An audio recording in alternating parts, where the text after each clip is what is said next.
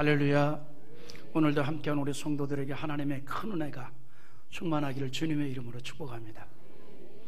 오늘 제가요 설교 전에 뜀박질 얘기 좀 하고 싶어요. 멕시코 울트라 올림픽 달리기 경기가 있습니다. 울트라 마라톤. 그런데 이 울트라 마라톤이 매년 열리는데 남성부가 있고 여성부가 있어요. 근데 2017년하고 2025년 여성부 우승자들 가운데 좀 독특한 복장이 있습니다. 물론 이 멕시코 울트라 이 마라톤 경기 자체가 그 멕시코 원주민의 이 역사를 좀 보존하기 위한 의도에서 생겨난 마라톤 대회인데 2017년에 우승한 여성부 우승한 분이 22세 당시에, 그리고 금년에 2025년에 우승한 분이 30세 여성인데 복장이 그냥 아래는 긴 치마, 그리고 신발은 그냥 그네들이 신고 다니는 샌들, 그걸 신고 우승을 했어요. 굉장히 독특하죠. 뭐 운동화를 신고 뛴 게 아닙니다. 특별히 금년에 우승한 이 여성분은 이 울트라 마라톤을 나가기 위해서 뭐 전문적인 훈련을 받아본 것도 아니고 무슨 뭐 장비를 갖추어서 그 흔한 운동화를 신고 뭐 뛰어본 적도 없고 그냥 오로지 그 부족이 평소에 입고 다니는 정통 의상과 손으로 만든 그 수제 샌들을 착용하고 그것도 생애 처음으로 마라톤에 출전을 했습니다. 요즘 우리나라도 이 뜀박질 유행이잖아요. 떼거지로 몰려서 막 뛰지 않습니까?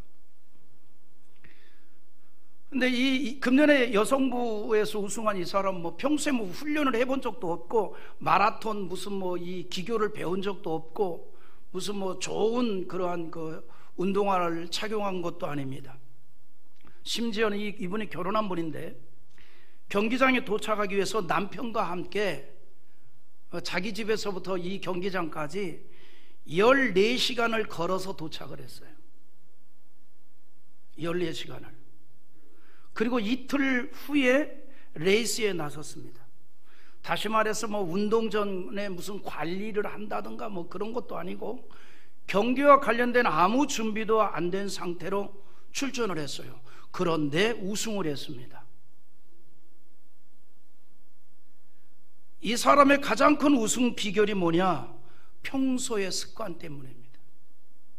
이분이 본래 집에서는 가정주부인데 주로 이제 가정주부면서 염소와 소를 방목하는 일을 하는데 하루에 평균 10km를 뛰어돌아다닌대요. 그 막 염소도 끌고 가고 또 소도 끌고 다니고 또 주부니까 또 이 뭐 물건도 사러 가야 되고. 이 사람이 인터뷰 중에 한 말이 있습니다. 나는 하루의 삶이 뛰어다니는 거다. 하루의 삶이 평범한 도로가 아니에요. 굴곡진 땅이에요. 그런 땅을 맨날 뛰어돌아다니는 거예요. 그래서 생필품을 사려면 마을까지 뛰어가야 되고 또 빨리 와야 소를 관리하지. 아마 생각해 볼 때 이것이 내가 이 마라톤에 우승하게 된 힘이 아니었는가. 그러면서 그가 하는 말이 나는 지금 이 복장, 정통 복장, 아래는 그냥 긴 스커트에 그냥 자기 집에서 만든 샌들, 그리고 그 울트라 마라톤에 그 복장 그대로 참석을 해서 우승을 한 겁니다. 그러니까 평소에대로 생활했던 그대로 시합에 나갔는데 우승했다는 거예요. 어떻게 보면 저는 그런 생각이 들어요. 그리스도인의 신앙생활이 울트라 마라톤 같지 않나. 울트라 마라톤. 천국의 영광을 바라보면서 달리는 거잖아요. 최후 승리를 얻기까지. 물론 뭐 그렇다고 거창한 훈련이 필요한 게 아닙니다. 거창한 훈련. 여러분, 사실 우리 냉정히 얘기해서 내가 예수 잘 믿고 신앙생활 잘하고 믿음으로 살아가기 위해서 어떤 어마무시한 프로젝트가 필요한 게 아니에요. 그냥 평상시에 주일 귀히 여기고 예배 귀히 여기고 기도할 일 있으면 엎드려 기도하고, 이것이 쌓여서 믿음이 탄탄해지는 거예요. 이것이 쌓여서 어떤 뭐 어마어마한 프로젝트 가지고 훈련 가지고 프로그램 가지고 믿음이 성장하는 거 아닙니다. 그냥 평소에 주일을 주의 날로 기억하고 예배를 소중히 여기며 그렇게 가는 가운데에 믿음의 승리자가 되는 거예요. 그래서 우리는 바로 그런 겁니다. 멕시코 울트라 마라톤 우승자처럼 하루하루를 신앙으로 열심히 살아가는 거예요. 천국을 소망하면서. 우리는 지금 이 땅에서 그런 의미로 울트라 마라톤 하고 있는 겁니다. 신앙 마라톤을 지금 하고 있다 이 말이에요. 하루하루 쌓여가는 거죠. 소중하게. 오늘 말씀에서도 그런 의미로 우리 인생을 운동장에서 경기하는 운동선수로 비유했습니다. 운동선수. 우리 인생을 운동장에서 경기하는 선수로 비유한 것은 배경적 이유가 있겠죠. 바울 사도가 특히 자주 그런 표현을 했는데, 올림픽의 발상지인 아테네에서 그리 멀지 않은 고린도 교회에 보낸 서신을 보면 인생을 경기자로 표현했습니다. 경기자, 뜀박질하는 자들이다. 우리 그리스도인들은 신앙의 마라톤자들이다 이 말이죠. 왜 이렇게 고린도 교회에 그런 내용을 많이 사용했냐면, 우리가 알고 있듯이 이 고대 올림픽이 어디예요? 아테네잖아요. 고린도 교인들은 대부분이 올림픽을 구경한 사람들이고, 올림픽이 아니더라도 운동 경기를 쉽게 접할 수 있는 문화권에 사는 사람들이었기 때문에 인생을 스포츠로 비유한 것은 아마 직접적으로 이해를 돕기 위한 것이 아닌가 생각이 됩니다. 그런 의미에서 오늘 본문에서도 특별히 그리스도인을 커다란 경기장에서 수많은 관중들이 지켜보는 가운데 경기하는 운동선수로 비유를 했습니다. 이 말씀이 우리에게 의미하는 게 있어요. 그리스도인은 수많은 사람들이 지켜보고 있다는 거예요. 오늘 말씀이 그걸 말합니다. 하나님의 자녀들은 이방 사람들이 항상 지켜보고 있다는 거예요.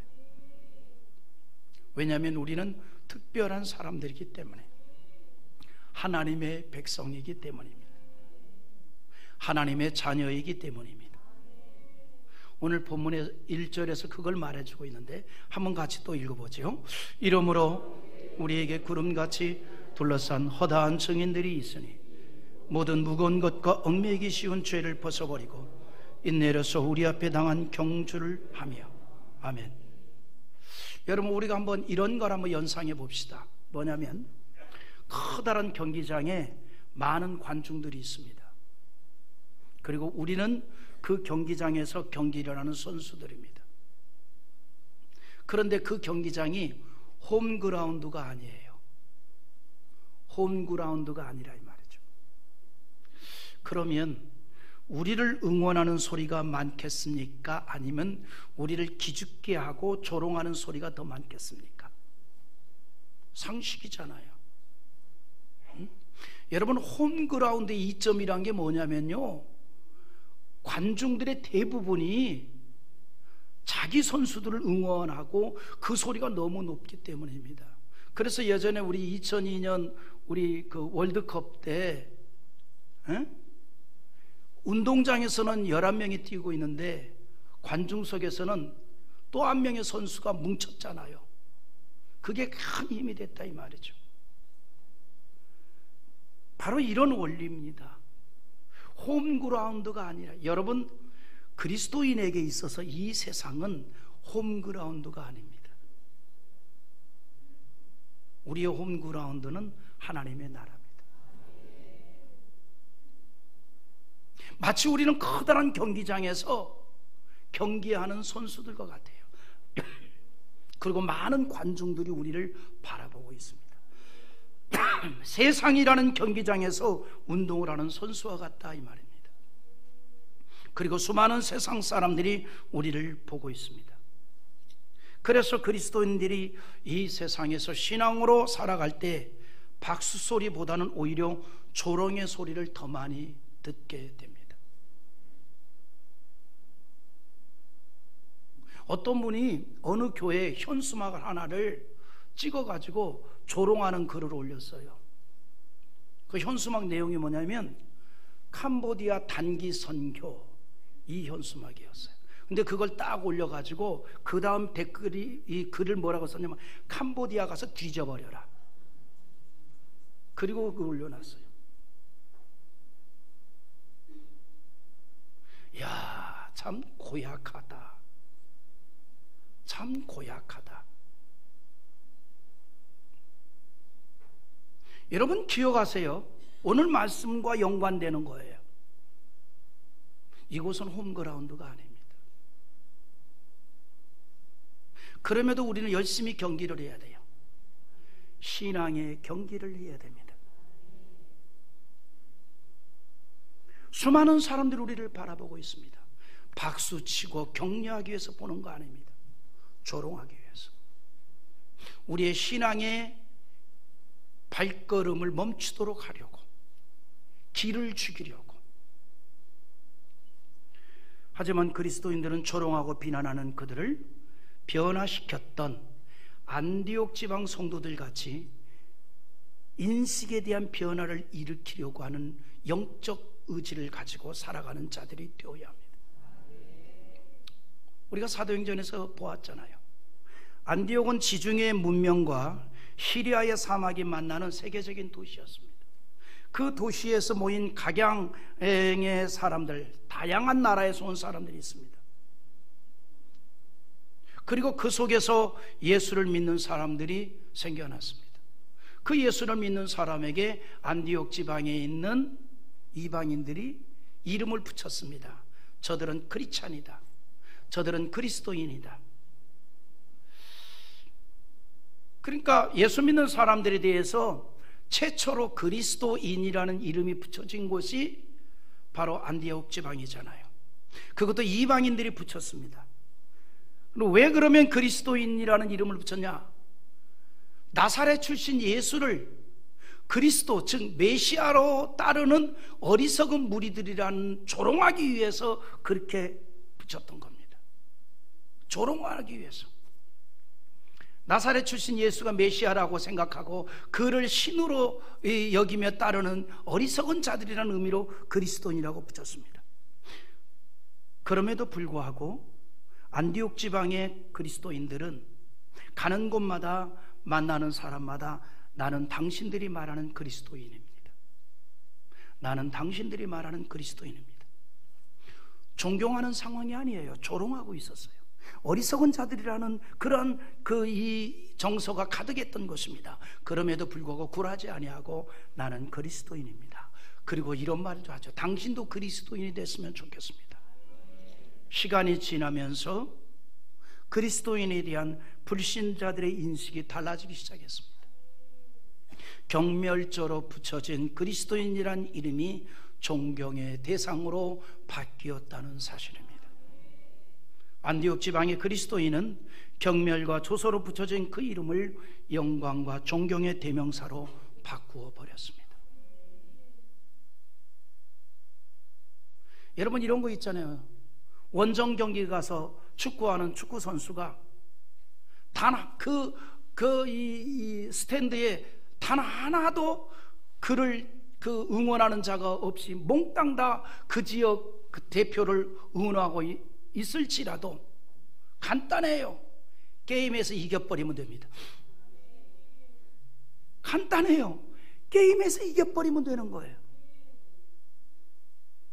오늘 여러분 우리가 이곳에서 살아가면서 수많은 사람들이 하나님을 알지 못하기 때문에, 내세를 모르기 때문에, 예수 그리스도를 못 만났기 때문에 조롱을 합니다. 개의치 않습니다. 우리 믿음으로 살면 되고 영적 승리자 되면 되는 거예요. 영적 승리자 되면 되는 거예요. 그러는 가운데 안디옥 지방에서의 이 인식의 변화가 이루어진 것처럼 내 삶의 환경에서 내 주변에 있는 사람들에게 인식의 변화를 시켜가는 겁니다. 이것이 바로 하나님의 영광이고 복음이 전해지는 일인 줄 믿습니다.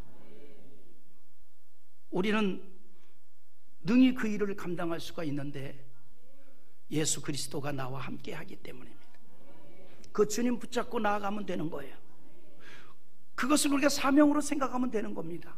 오늘 말씀은 그 일이 성공적으로 이루어지기 위해서 우리에게 이렇게 말합니다. 오직 주만 바라보라. 조롱하는 그들을 보지 말고 주만 바라봐라. 욕을 하는 그들을 보지 말고 주만 바라봐라. 그리고 주의 영으로 충만한 가운데에 그 영혼을 바라보면 조롱하는 그 영혼이 불쌍히 보이는 거예요. 구원받을 대상으로 보이는 거예요. 그래서 이렇게 말하죠. 2절 한번 또 읽어봅니다. 믿음의 주여 또 온전하게 하시는 이인 예수를 바라보자. 그는 그 앞에 있는 기쁨을 위하여 십자가를 참으사 부끄러움을 개의치 아니하시더니 하나님 보좌 우편에 앉으셨느니라. 아멘. 여러분, 우리가 어떤 상황에 있든지 우리는 예수를 바라보는 자 되어야 합니다. 예수님만이 크게 보이고 크게 나타날 수 있어야 한다는 거죠. 오늘 말씀에서 예수를 바라보자라고 했는데, 이 말씀에서 우리가 예수를 본다는 의미가 단순히 어떤 형상을 본다는 것이 아닙니다. 어떤 경이로운 경관을 본다, 그런 의미가 아니에요. 예수 그리스도와 인격적인 관계를 표방하는 겁니다. 내가 예수 안에 들어가고 예수가 내 안에 들어오고, 그래서 예수 안에가 하나가 되는 겁니다. 그 일을 위해서 우리가 예수를 바라보자는 거예요. 예수와 하나 되기 위해서. 관망이 아닙니다.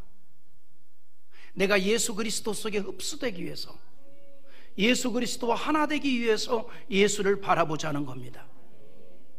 할렐루야. 그럴 때에 주의 능력이 내 안에서 역사합니다. 신앙으로 살아가게 됩니다. 영적 승리자가 되게 된다는 겁니다. 예수님이 이렇게 말씀했습니다. 요한복음 15장 7절에 너희가 내 안에 거하고 내 말이 너희 안에 거하면 무엇이든지 원하는 대로 구하라. 그리하면 이루리라. 한마디로 말하면 주 예수와 하나가 되면 주의 이름으로 기도하라. 응답 얻으리라. 주의 능력이 내 속에서 나타나게 되어진다, 이 말입니다. 여러분, 우리가 예수를 바라보는 것은 이처럼 우리가 예수 안에, 예수가 내 안에 거하도록 하기 위한 일입니다. 우리가 그렇게 예수를 바라보는 거룩한 시선을 가지고 나를 보고 또 세상을 보라는 거예요. 그럴 때 우리의 삶을 통해서 하나님의 뜻이 이루어지기 시작한다는 거죠. 우리는 그렇게 이 땅에서 살아가면서 신앙의 마라톤을 하는 겁니다. 지금 우리는 마라톤 선수들이에요. 신앙 마라톤 선수들입니다. 그리고 그 경주를 하면서 우리에게 정말 필요할 게 뭘까요? 인내잖아요.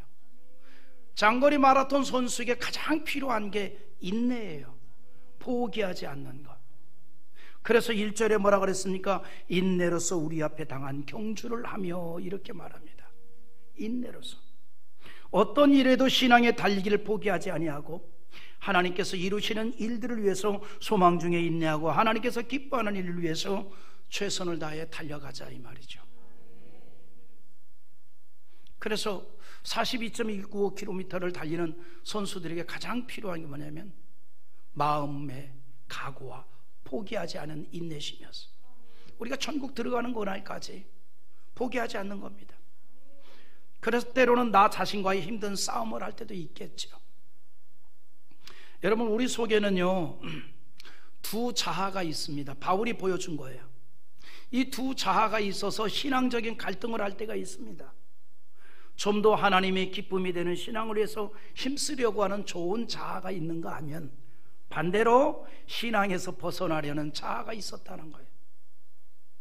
두 자아가 갈등을 합니다. 바울도 그랬다는 거 아닙니까? 여러분, 바울이 어떤 사람이에요?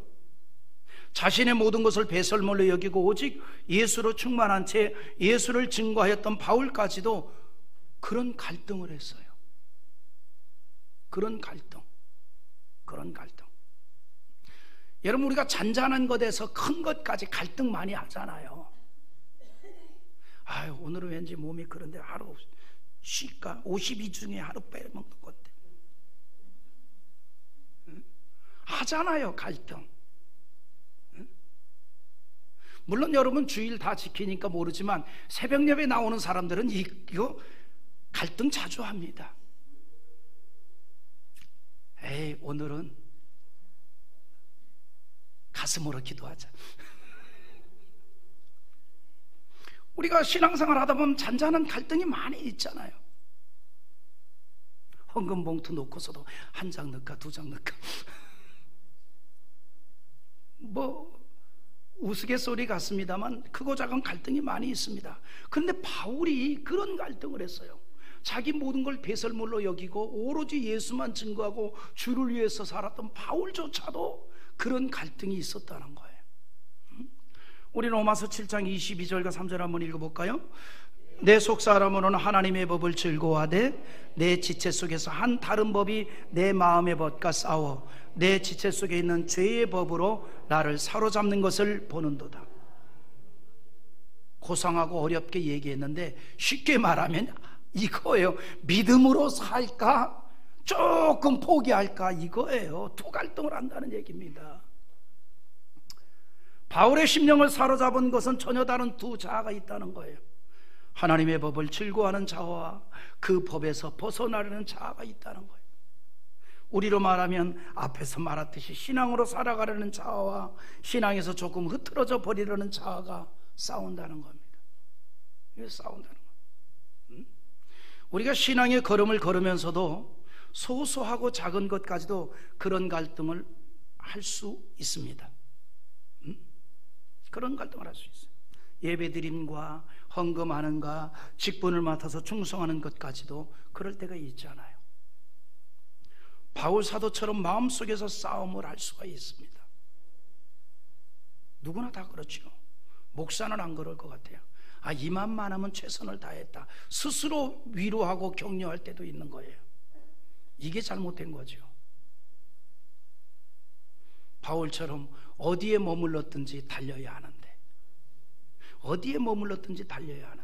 근데 그런 바울도 갈등을 했는데 우리가 멈추면 넘어지는 거예요. 멈추면 쓰러지는 겁니다.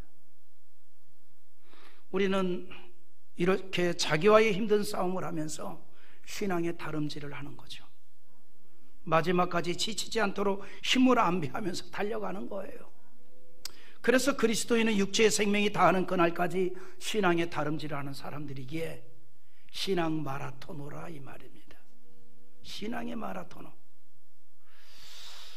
그것이 생명이 되신 예수를 영접한 그리스도인의 모습입니다. 사도 바울이 일생 동안 생명의 복음을 증거하는 전도자의 삶을 마감하면서 유언과도 같은 고백을 할 때에 뭐라고 했습니까? 나는 선한 싸움을 싸우고 달려갈 길을 마쳤다, 이렇게 말합니다. 다시 말해서 그는 죽는 그날까지 신앙의 다름질을 멈추지 아니했다 이 말이에요. 달려갔다 이 말이에요. 우리 디모데후서 4장 7절과 8절 한번 읽어봅니다. 나는 선한 싸움을 싸우고 날에 달려갈 길을 마치고 믿음을 지켰으니 이제 후로는 나를 위하여 의의 멸관이 예비되었으므로 즉 곧 의로우신 재판장이 그날에 내게 주실 것이며 내게만 아니라 주의 나타나심을 사모하는 모든 자에게 도니라. 아멘. 할렐루야. 이처럼 사도 바울은 죽는 그날까지 신앙의 다름질을 계속했습니다. 멈추면 넘어지기 때문에. 예전에 유명한 그 어떤 승려 한 분이 유명한 말을 했습니다. 멈추면 비로소 보입니다. 그런데 나는 그 말을 할 때 이렇게 했습니다. 신앙은 멈추면 넘어집니다.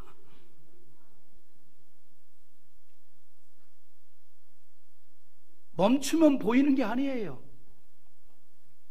그래서 바울 사도는 순교당하는 그날까지 멈추지 않았던 거예요. 멈추면 넘어집니다. 달려야 돼요. 날마다 내 마음에 말씀에 채찍질을 하면서 달려가는 거예요. 할렐루야. 바울 사도는 인생 그 종반전에 이르렀을 때 면류관을 들고 서 계신 주님을 보았어요. 그리고 용기를 얻었습니다. 그리고 로마에서 순교의 시간을 담담하게 맞이했습니다. 그러나 순교를 당하는 그 마지막 순간까지도 주어진 사명에 최선을 다하려고 힘썼으며 성도들을 신앙으로 이루고 격려했습니다. 바울의 그런 신앙적인 모습을 보일 수 있는 것은 오직 십자가에 달리신 예수를 보았기 때문입니다.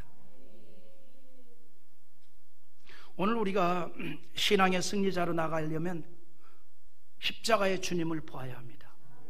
십자가의 주님, 여기에 굉장히 의미가 있습니다.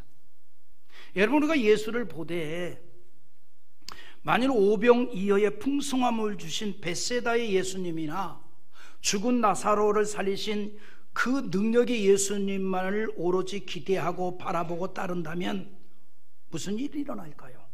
예수님께서 십자가에 달리게 될 때 다 떠나갔던 군중들처럼 될 겁니다. 그래서 우리가 주를 보되 십자가에 달리신 주를 보라는 거예요. 그럴 때 어떤 일이 있어도 우리는 멈추지 아니하고 주를 향하여서 천국을 바라보며 달려가는 신앙의 다름질을 할 수가 있는 거예요. 풍성함과 기적만 보였던 예수님, 그 예수님께서 십자가의 죽음을 말씀할 때 어떤 일이 일어납니까? 사람들이 예수님을 떠납니다. 제자들까지 다 떠났잖아요. 그러나 십자가에 달리신 예수님을 바라보고 그를 따르는 자가 신앙의 완전한 영적 승리자가 될 수 있다는 겁니다. 우리가 신앙의 다름질을 하면서도 물론 지칠 때가 있겠죠. 왜 그랬습니까? 왜 안 그러겠어요? 우리 믿음 생활하면서 신앙 생활하면서 달려가면서 지칠 때 있습니다. 영적 피곤함이 올 때가 있다는 거죠. 3절에서 이렇게 말합니다. 자, 같이 봅니다. 너희가 피곤하여 낙심하지 않기 위하여 죄인들이 이같이 자기에게 거여간 일을 참으신 일을 생각하라. 이 말은 무슨 말이냐면 피곤함도 있고 낙심할 때도 있다는 걸 전제하고 있습니다. 여러분, 우리 인생이 지치고 낙심이 될 때가 있듯이 신앙에도 낙심할 때가 있고 지칠 때가 있습니다. 그래서 너희가 피곤하여 낙심하지 않기 위하여 이렇게 말하는데, 여기서 말하는 이 낙심이라는 말이 히브리어로 마사스라고 합니다. 그 의미가 용해시키다, 분해시켜버리다, 황폐하게 하다, 이 말이에요. 이 말이 헬라어로 카코스라고 하는데 그 뜻이 무가치하다 또는 해로운 것이 된다는 거예요. 그래, 낙심이라는 말의 원어적인 뜻이 뭐냐면 낙심이 되면 신앙도 무너뜨리고 믿음도 분해시켜버립니다. 그래서 카코스라는 말이 무슨 말인가 하니 낙심은 백해무익한 것이다 이 말이에요. 무가치하다 이 말이에요. 우리가 신앙을 떠나서라도 낙심은 도움될 게 없습니다. 도움될 게 없어요.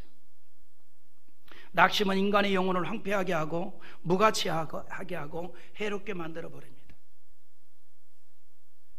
그럼에도 우리는 신앙에 낙심을 할 때가 있습니다. 기도하면서도 낙심할 때가 있습니다. 주를 위해 열심을 품고 충성할 때에도 낙심할 때가 있습니다. 그러나 우리는 영적으로 피곤하고 낙심의 자리에 머물러 있을 수는 없습니다. 우리는 여전히 일어나 신앙의 길을 걸어가야 하고 달려가야 할 하나님의 백성이요, 하나님의 자녀요, 하나님이 보호하러 여기는 거룩한 백성들이기 때문입니다. 우승을 위해서 달리는 것처럼 우리는 달려야 합니다. 고린도전서 9장 24절에 이렇게 말합니다. 같이 봅니다. 운동장에서 다름질하는 자들이 다 달릴지라도 오직 상을 받는 사람은 한 사람인 줄을 너희가 알지 못하느냐. 너희가 상을 받도록 이와 같이 다름질하라. 상을 받도록 달리라는 겁니다. 우리가 멈추지 않고 달리라는 거예요. 주님이 부르시는 그날까지 달리라는 겁니다. 그러나 때로는 피곤할 수도 있기에 신앙의 다름질에 피곤하거나 낙심하지 않기 위해서 예수님이 죄인들에게 참으신 것을 기억하라고 합니다. 죄인들이 이같이 자기에게 거역한 일을 참으신 일을 기억하라. 그 예수를 기억하면서, 십자가에 달리신 예수를 기억하면서, 우리가 낙심될 때에 주를 거역하고 배신했던 제자들을 보면서도 하나님의 뜻을 이루었던 예수를 생각하면서 희망과 긍정의 마음을 가지고 가라는 거예요. 여러분, 마음이 낙심되면 마귀가 우리의 마음을 지배하려고 합니다. 그래서 더 부정적이고 악한 생각을 심어주고 신앙의 발걸음을 멈추게 하고 벗어나게 하는 겁니다. 여러분, 낙심된 사람들이 흔히 쓰는 표현이 있습니다. 될 대로 되라. 거기는 희망도 없고 소망도 없고 비전도 없습니다. 망하자 이 말입니다. 망하자. 여러분, 예수님은 우리에게 힘을 주시는 분입니다. 그러므로 성경은 십자가를 주신 예수를 바라보는 가운데 주께서 주시는 힘을 통해서 영적 승리자가 되라고 말하고 있습니다. 우리가 오늘 말씀에서 또 한 가지 보아야 할 것은 하나님께서 우리를 바라보실 뿐만 아니라 말씀드린 대로 허다하게 많은 불신자들이 우리를 보고 있다는 거죠. 우리에게 구름같이 둘러싼 허다한 증인들이 있으니 그랬습니다. 말씀드린 대로 불신자들은 우리를 조롱하고 신앙의 발을 걸어서 넘어뜨리기 위해서, 허점을 보기 위해서 바라보고 있습니다. 하지만 여기에 소망이 또 하나 있는데, 하나님은 낙심하고 피곤한 때에 힘을 주시고 용기를 주시기 위해서 우리를 바라보고 계십니다. 우리는 하나님이 주시는 용기에 힘을 얻고 신앙의 마라톤을 하고 있습니다. 그런 의미로 신앙은 마치 울트라 마라톤과 같습니다. 정해진 시간과 정해진 거리를 달리는 것입니다. 하나님께서는 우리가 이 땅에 사는 동안에 신앙으로 달려야 할 시간을 정해 주셨습니다. 우리에게 주어진 시간이 승리자의 시간이요, 충성자의 시간이요, 믿음의 성공자의 시간이 되기를 주님의 이름으로 축복합니다. 바울 사도가 빌립보 3장 14절에 이런 말을 합니다. 푯대를 향하여 그리스도 예수 안에서 하나님이 위해서 부르신 부름의 상을 위하여 달려간다 그랬어요. 그리고 빌립보 3장 16절에 오직 우리가 어디까지 이르렀던지 그대로 행할 것이라 그랬어요. 어디까지 이르렀던지, 어디까지 이르렀던지. 우리는 지금 그렇게 달려오고 있습니다. 멈추지 않고 달려오고 있습니다. 제가 우리 목사님들을 만나면 저는 우리 교회를 많이 자랑을 합니다. 성도들을 자랑을 합니다.